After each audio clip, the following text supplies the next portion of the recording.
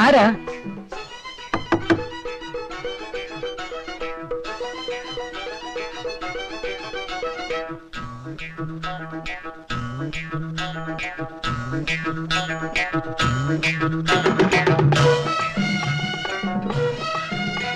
അകത്ത് വാ.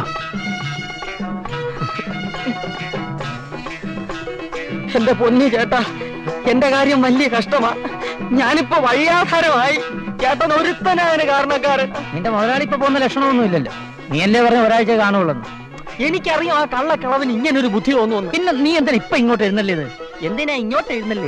ഓഹോ, സംഗതി കുഴഞ്ഞോ? ആ തേങ്ങയുടെയും കള്ളക്കളവന്റെ ഇടിയും തൊഴിയും കൊണ്ട് ഞാൻ ഇവിടെ കിടന്ന് ചത്തുപോകും. അതുകൊണ്ട് അച്ഛൻ ചത്തു എന്നും പറഞ്ഞ് കുറച്ച് കാശും വാങ്ങി ഞാനിങ്ങ് ഇറങ്ങി. അച്ഛൻ ചത്തു എന്നൊന്നും കള്ളം പറയരുതായിരുന്നു. ഞാൻ കള്ളം പറഞ്ഞില്ല.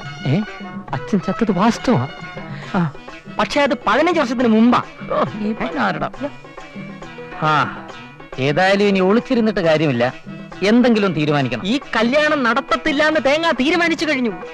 അവര് സാറിനെ തല്ലാൻ നോക്കിയിരിക്കുക. അതിനു മുമ്പ് ഈ കല്യാണം നടന്നില്ലെങ്കിൽ ബാക്കി പറയണ്ട, എന്റെ എല്ലാം ഒടിക്കുമായിരിക്കും.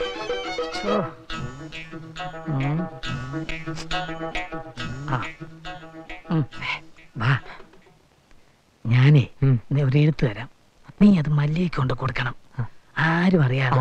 ചേട്ടൻ ധൈര്യമായിട്ട് എഴുതണം. കൂടെ ഒരു 25 രൂപയും തരണം. എഴുത്ത് എത്തേണ്ട ഇടത്ത് ഞാൻ എത്തിക്കും.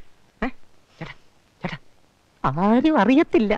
ഇനിയിപ്പോ എന്തറിയാനാ? ഇപ്പോഴേ അറിഞ്ഞു കാണുമല്ലോ. എന്നാ ശരി.